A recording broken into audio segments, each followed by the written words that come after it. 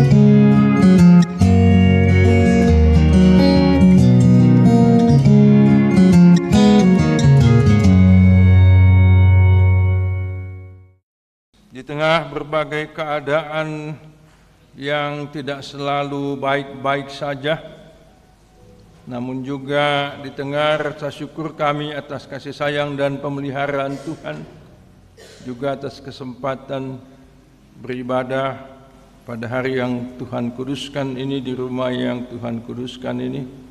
Kami memohon Tuhan menyapa, menerangi dan menguatkan kami dengan kebenaran firman-Mu. Di dalam Yesus Kristus Sang Firman Hidup. Amin. Ibu Bapa dan saudara-saudara sekalian, termasuk yang mengikuti ibadah ini di luar gedung gereja ini, pemberitaan firman Tuhan bagi kita pada Minggu Judika ini didasarkan pada pembacaan Alkitab yang tertulis dalam kitab Nabi Yeremia pasal 31 ayat 35 sampai ayat yang ke-37, bagian dari nas sekaligus pasal yang diberi judul Perjanjian yang Baru. Beginilah firman Tuhan yang memberi matahari sebagai terang di siang hari dan menetapkan bulan dan bintang-bintang sebagai terang di malam hari, yang mengacau balau laut sehingga gelombang-gelombangnya menggelora, Tuhan semesta alam namanya. Sesungguhnya seperti ketetapan-ketetapan ini tidak akan beralih dari hadapanku, demikian firman Tuhan, begitu jugalah keturunan Israel tidak akan berhenti menjadi bangsa di hadapanku sepanjang masa. Beginilah firman Tuhan. Sesungguhnya seperti langit di atas tidak terukur dan dasar-dasar bumi di bawah tidak terselidiki, begitu jugalah aku tidak akan menolak segala keturunan Israel, karena segala yang mereka lakukan, demikianlah firman Tuhan. Ibu bapak dan saudara-saudara sekalian, kalau Anda mendengar atau membaca atau menyaksikan berita Israel, apa yang Anda bayangkan? Orang yang bagaimanakah Israel itu? Saya yakin sebagian besar dari kita mengatakan, wah, Israel itu hebat itu umat pilihan Tuhan, itu umat yang luar biasa prestasinya. Hampir semua peraih hadiah Nobel adalah orang Israel atau Yahudi. Israel kalau berperang selalu menang. Dan kita orang Kristen harus mendukung apapun yang diperbuat orang Israel. Begitu pendapat jemaat ini? Saya duga begitu juga ya, atau tidak? Apakah ada dari kita yang membayangkan bahkan memahami bahwa Israel yang sekarang itu adalah jahat, pendendam? Tanggal 7 Oktober tahun lalu, Hamas atas nama Palestina menyerang dengan tidak terduga Israel yang saat itu sedang melakukan perayaan. 1.200 orang meninggal dan sekian banyak ditawan. Tapi tak lama sesudah itu Israel mencanangkan balas dendam. Sudah lebih 40.000 orang mati dan lebih 2 juta yang sudah terlunta-lunta, tidak makan, tidak punya rumah dan sebagainya. Itukah Israel yang kita puja-puja dan sanjung-sanjung itu? Beberapa hari yang lalu saya menerima berita atau informasi lewat WA, sebuah video yang memperlihatkan serombongan orang Kristen dari Indonesia sedang mengikuti atau mengadakan tur Holy Land. Lalu di Israel mereka bertemu dengan seorang rabi Yahudi. Yahudi itu sebagian dari Israel atau sekarang dia mewakili semua Israel. Lalu mereka, rombongan Indonesia ini, meminta rabi Yahudi itu untuk mendoakan Indonesia, sambil juga menyatakan dukungan atas apa yang sedang dilakukan Israel terhadap Palestina. Mereka meminta supaya Indonesia segera menjalin hubungan diplomatik yang kuat dan yang lancar, supaya presiden terpilih nanti akan menjalin hubungan yang bagus dengan Israel dan seterusnya dan seterusnya. Rabi Yahudi itu tentu saja akan bersedia dan memang bersedia. Dalam video itu diperlihatkan Rabi itu mendoakan Indonesia, mendoakan presiden terpilih dan seterusnya, dan berharap juga bahwa Israel didukung oleh Indonesia. Ketika saya menyaksikan video itu, untuk kesekian kalinya muncul pertanyaan dalam diri saya. Sadar tidak bahwa orang-orang Israel atau Yahudi itulah pembunuh Tuhan Yesus. Merekalah yang menyalibkan Yesus. Merekalah yang mengatakan kata-kata yang sangat tidak benar sekaligus menyakitkan sejak Yesus dibawa ke pengadilan. Bapak Ibu, saya yakin banyak juga yang sudah pernah ke Israel ya. Coba tunjuk tangan. Siapa yang sudah pernah ke Israel? Kalau kita ke Israel mengikuti tur, tentu ada guide-nya kan? Guide atau pemandu wisata itu sangat lancar bercerita tentang Israel dan tentang Tuhan Yesus, tentang segala sesuatu yang dilakukan oleh Yesus dan murid-muridnya, mulai dari lahir di Bethlehem, mengubah air jadi anggur di Kana, dibaptis di Sungai Yordan, disalibkan dan sebagainya. Lancar sekali. Lalu tentu kita tergoda untuk bertanya kepada guide itu, "Sir, Do you believe in Jesus as your Lord and Savior? Apakah kamu yakin, percaya bahwa Yesus adalah Tuhan dan Juru Selamatmu? Jawaban mereka apa? Of course not. Tentu saja tidak. Justru karena itulah mereka membunuh Yesus, dan sampai hari ini mereka tidak percaya kepada Yesus sebagai Tuhan dan Juru Selamat. Tapi itulah Israel yang kita puja-puja itu, yang kita kagumi itu, bahkan mungkin yang kita dukung juga. Nas ini adalah bagian dari pasal, bahkan juga beberapa pasal lain yang berbicara tentang pernyataan Tuhan dan juga pembaruan janji Tuhan bahwa Tuhan tidak pernah melupakan Israel, bahwa Tuhan akan tetap memelihara umat pilihannya itu, dan seterusnya, akan menerbitkan matahari pada siang hari, bulan bintang pada malam hari, dan mereka akan terus menjadi bangsa yang hebat di seluruh dunia. Padahal pada waktu itu peristiwa yang dituturkan atau firman Tuhan yang disampaikan Nabi Yeremia kepada bangsa Israel ini, itu sudah lebih dari 2600 tahun yang lalu. Pada waktu itu bangsa ini sedang kucar-kacir, sangat berantakan, karena mereka justru dijajah oleh bangsa-bangsa lain. 100 tahun sebelumnya atau bahkan lebih, bangsa ini bagian utaranya dihancurkan oleh Assyria. Lenyaplah Israel utara, tinggallah yang di selatan Yehuda, yang sampai hari ini mengusung nama Israel.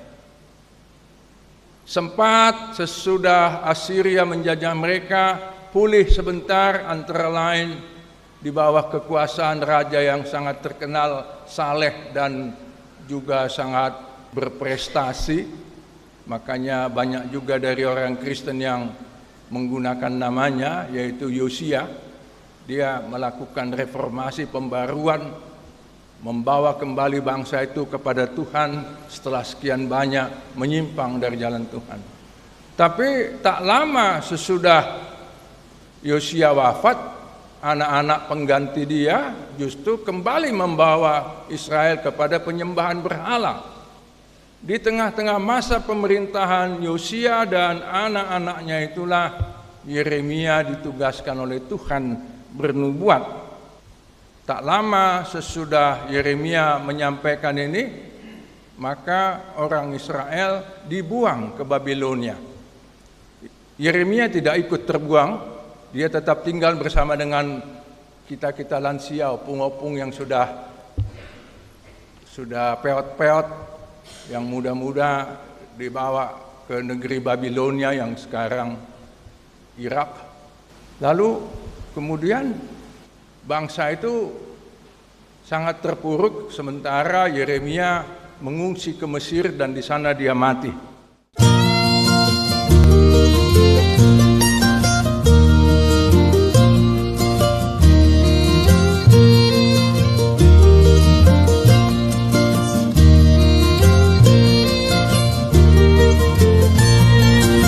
SI Tonang Official, Inspiration, Education, Collaboration.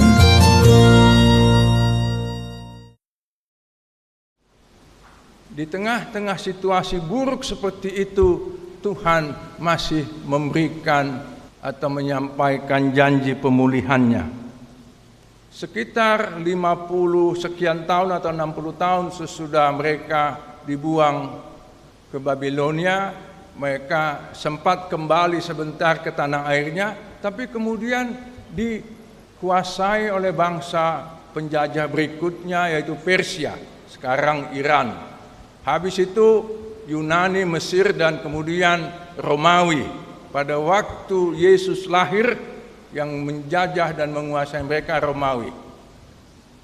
Dan justru di tengah-tengah konspirasi mereka dengan penguasa Romawi, yang tiap minggu kita ikrarkan dalam pengakuan iman kita, yang mati di bawah pemerintahan siapa? Soekarno, bukan ya? Pontius Pilatus. Kalau orang Batak di HKBP dan di Alkitabnya tidak pakai nama Pilatus. Nanti kalian lihatlah kenapa begitu. Jadi Silatus. Sudahlah. Konspirasi inilah yang membawa Yesus pada kematian, penyaliban dan seterusnya. Tapi kita bersyukur dia bangkit dan dia masih tetap sekarang berkuasa atas kita. Sekitar 100 tahun sesudah penyaliban dan pembunuhan atas Yesus, Israel hancur lebur total. Semua orang di negeri mereka dibuang atau disebarluaskan, terserak ke seluruh dunia. Baru 1800 tahun kemudian mereka bisa kembali ke kampungnya, membentuk negara Israel yang sekarang. Itu terjadi tahun 1947. Sejak mereka kembali, mereka menghajar banyak bangsa-bangsa di sekitar mereka. Mesirkah itu, Syriakah itu. Sementara penduduk Palestina yang sudah ada di sana bahkan sejak sebelum mereka keluar dari perbudakan di Mesir, mereka hajar habis-habisan dan tidak mau mereka mengakui Palestina sebagai negara merdeka. Itulah situasi sampai hari ini. Lalu kita bertanya, kalau begitu, apakah mereka masih tetap umat pilihan Tuhan? Apakah mereka juga nanti akan diselamatkan oleh Tuhan, padahal mereka tidak percaya kepada Yesus sebagai Tuhan dan Juru Selamat? Rasul Paulus dalam suratnya ke jemaat Roma mengatakan, di balik penolakan mereka itu ada blessing in disguise, berkat yang terselubung, yaitu bahwa penolakan mereka membuat Injil diberitakan ke bangsa-bangsa lain, ke seluruh dunia. Walaupun tidak disebut di surat Roma, kita pahami juga termasuk ke Indonesia. Dan Rasul Paulus yakin pada akhirnya nanti entah kapan Israel juga akan mengakui Yesus sebagai Tuhan dan Juru Selamat mereka. Tapi kita tidak tahu. Karena itulah Rasul Paulus dalam suratnya ke jemaat Roma itu, pasal 11 ayat 25, mengatakan, ini semua adalah rahasia yang Tuhan saja yang tahu. Sungguh tak terselidiki keputusan Tuhan, dan sungguh tak terselami jalan-jalannya. Dan mengakhiri pengakuan Paulus dalam surat Roma itu, dia menyampaikan doksologi, pujian.